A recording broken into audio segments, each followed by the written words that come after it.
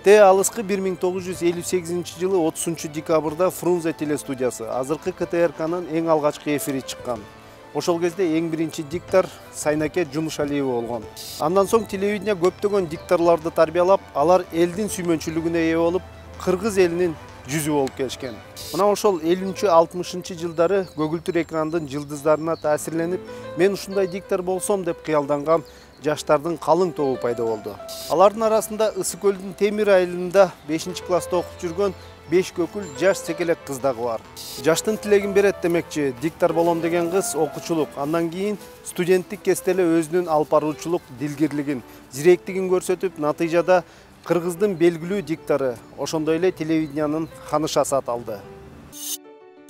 Мен институт бүтүп эле колума дипломду алып кетип баратсам, ошол эме болуп калды, кулактандыруу жарыяланып атат да, дикторлук орунга конкурс жарыяланып атыптыр.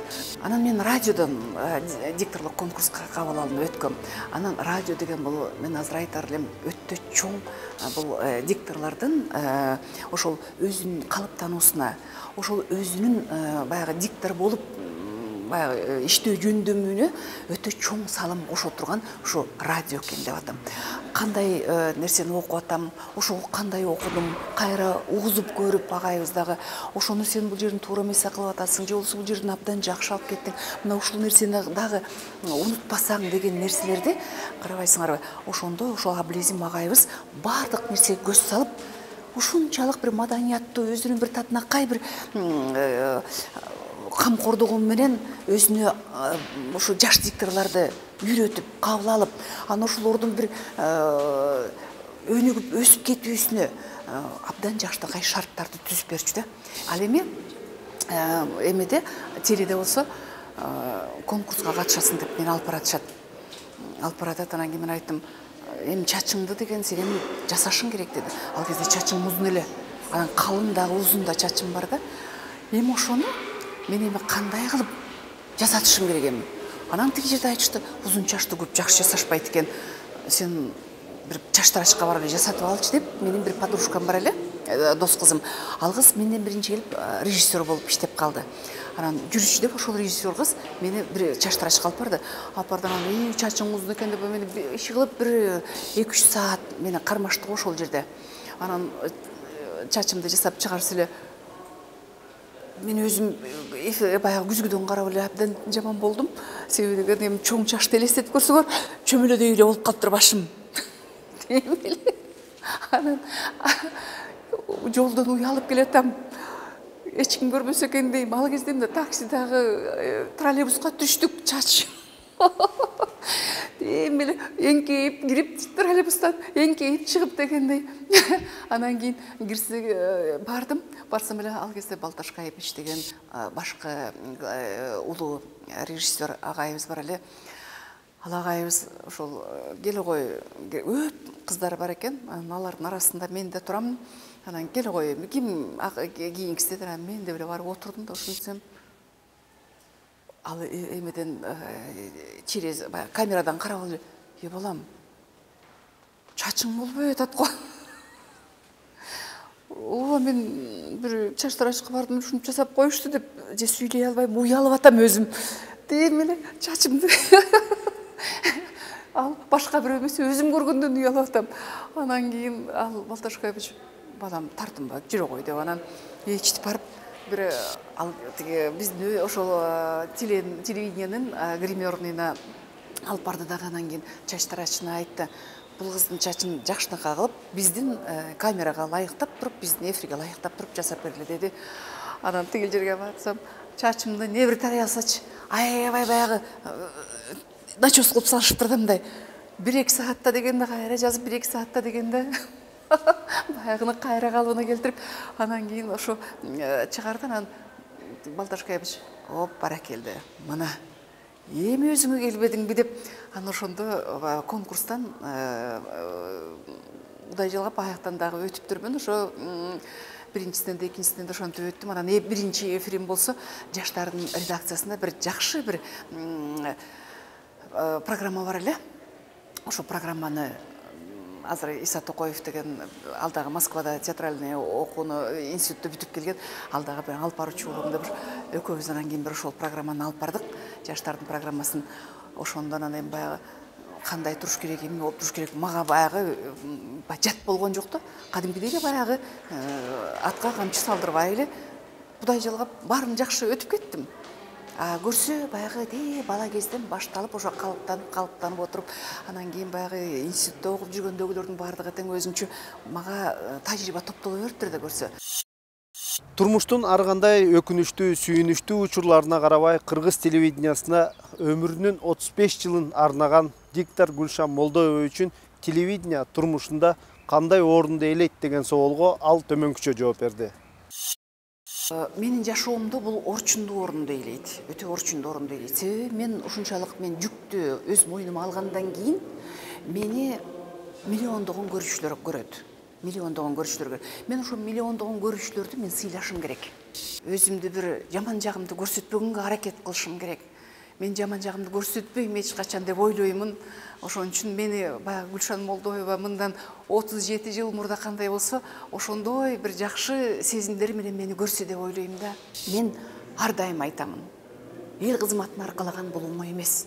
Эл кызматын аркалаган бул өтө оор жүк. Мына ушул оор жүктү сен мойнуңа алдыңбы? Мына ошону татыктуу орду менен татынакай алып бара алсаң, анан кийин сен ошондо гана өзүңдүн мына аткарып аткан ишиңдин үзүрүн, пайдасын көргөндөн кийин гана сен деп мен анча мынча осудагы кичине бир элге кызмат кылып атам деген бир жакшы нерселер болот да. Ошондуктан мен эң биринчи ушул кесибимди кенедейимден сүйүп, кенедейимден ардактап, кенедейимден баягы баалап келген бул кесипке мен ушунчалык бир жеткендигим үчүн мен бул нерсени чоң жогору баалап, мен эң башкы милдетим деп эсептеп, анан кийин мен муну сыймык менен аркалап, сыймык менен көтөрүп жүрүшүм керек деп ойлойм мен. Сөз жүрөктөн чыкса гана жүрөккө жетет. Эгер диктор текстти көңүл бурбай үстүртөн эле окуп койсо, анда ал маалымат көрөрмандардын копулуна толбой калышы мүмкүн. Мунун канчалык деңгээлде чындыгы бар экендигин диктор Гүлшан Молдоева өз иш тажрыйбасынан айттырбай мыкты билет. Эми болот да, кээде үстүртөн эле окуп коюш керек болуп калат. Бирок муну эч качан буга жол бербешибиз керек. Сен өзүң айткандай, жүрөктөн чыккан нерсе гана жүрөккө жетет. Мисалы үчүн биз ошол иштеп баштаганда 90% биздин мойнубузда болчу. 90% жүктү дикторлор алып барчу. Мейли ала тоонду окучубуз, адабияттык көрсөтүүлөрдү да алып барчубуз, музыкалык, даже балдар, кенедей балдардын дагы көрсөтүүлөрдүн баарын биз алып барчубуз. Мына ошолордун баардыгы тең мына бир жактуу эмес, көп жактуу болуп, анан биз ошолордон көп нерселерди алат экенбиз. Анан кийин баягы маектешүү болот. Андан сырткары баягы билейген көрүүчүлөрдүн алдында баягы концерттерди алып барып атканда дагы ошол кандай бир башкача бир маанай тартууланыш керек. Ошол нерселерди карап турсам, ошо айтылып атат да, калп эле үстүртүн окуганың менен, чын жүрөгүң менен берилген нерсе, вот ошону мына көрүүчүлөр баалайт дагы. Көрүүчүлөр ошого көбүрөөк маани беришет, ошо чын-чынына келгенде. Анан кээ бирөө биз айтып атпайбызбы? Телевидение деген бул өзүнчө күзгү. Сенин оюңдагы, сенин ичиңдегилердин баардыгын көрүп турат. Мына ошол күзгүнү биз деген эч качан бурмалай албайбыз. Ар жагыңдагы турган. Сен ошон үчүн, мисалы үчүн мен азыр жакшынакай бир эл менен учурашып аткан эле. Бизде ошол Москвада окуп жүргөндө учурашууну бир күн өзүнчө тема кылып өткөрчү. Себеби деген, эмнеге сен жөнүнө калп эле учурашып атасың? Эмнеге сен мындай эле учурашасың?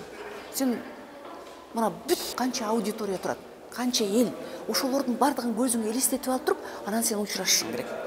Ошо учурашуу деген өзгөчө бир ролу бар, өзүнчө бир орду бар учурашуунун да, көрдүңөрбү? Ошо сен мына чын жүрөгүң менен, чын ниетиң менен бүт баардык ички дүйнөң менен сен учурашып атасыңбы, же жөнүндө калып эле учурашып атасыңбы? Көрдүңөрбү? Кандай мааниси зор мунун. Туура коюлган дикция, сымбаттуу келбет, ой жүгүртүүсүнүн кеңдиги журналистика чөйрөсүнүн талаптарынын бири болуп эсептелинет. Союз мезгилинде журналист болом дегендердин баары мына ушул талаптарды так аткарып, андан соң гана көздөгөн максатына жетишчү. Бүгүнкү күндө аталган талаптар канчалык деңгээлде актуалдуу жана канчалык деңгээлде аткарылып жатат? Үн деп атабыз. Үн биринчи орунда болуш керек. Жагымдуу үн болуш керек. Элге бир таасирдүү, бир жагымдуу нерселерди калтырыш керек. Экинчиден, баягы дикция деген болот, интонация деген болот. Анан бул ошо дикция, интонацияларды биз жакшы мындай ар бир сөздү татынакай даана, туура, түз жеткире алсак, бизде ошол эң башкы маселе. Мына ошондо биз ошо мен диктормун деп айтсаң болот. Тамара Алсейитова деген биз дикторубуз бар эмес беле, Раматлык. Ошол Тамара дайыма айтып калчу да. Композитор болуп төрөлгөн сыяктуу эле, ырчы болуп төрөлгөн сыяктуу эле, сүрөтчү болуп төрөлгөн сыяктуу эле, диктор болуп да төрөлүш керек деп калчу. Мен азыр ойлосом, бул өтө туура нерсе экен да, өтө туура нерсе экен. Баягы үндү биз эми Кудайымдын берген баягы табияттын берген нерсеси да бул дагычы. Анан кийин биз жок үнүбүздү эле кантип эле биз деген жок мен диктор болушум керек деп эле бир башка жактан бир сатып ала албайбыз да. Азыр болсо кичине мындай ошол нерселерди мындай көп карабай атат окшойбуз да. Ошол нерселерге көп көңүл бурбай атат окшойбуз деген менде ой деле эмес, мен өзүм деле көрүп жүрөм, бул нерселерге аралашып жүрөм. Ошол үндөрдү тандоодо биз өтө көп чоң жаңылып атат окшойбуз. Жаңылып атабыз. Үндөрдү тандоодо. Анан кийин биздин ошол мындай эме алып барып атканда, дикторлор окуп атканда дагычы ошол кандай сөздү окуп атат, кандай ошол маани көп берилбей атат да, маани көп берилбей атат. Ошол туура эмелерди, дикцияларды, же болбосо басымдарды туура жасап атабы, туура эмес жасап атабы. Мына ушуларга деле көңүл бөлүп баягы күнүмдүк эле баягы ишин бүткөрүш керек деген сыяктуу ой калып атат да магачы.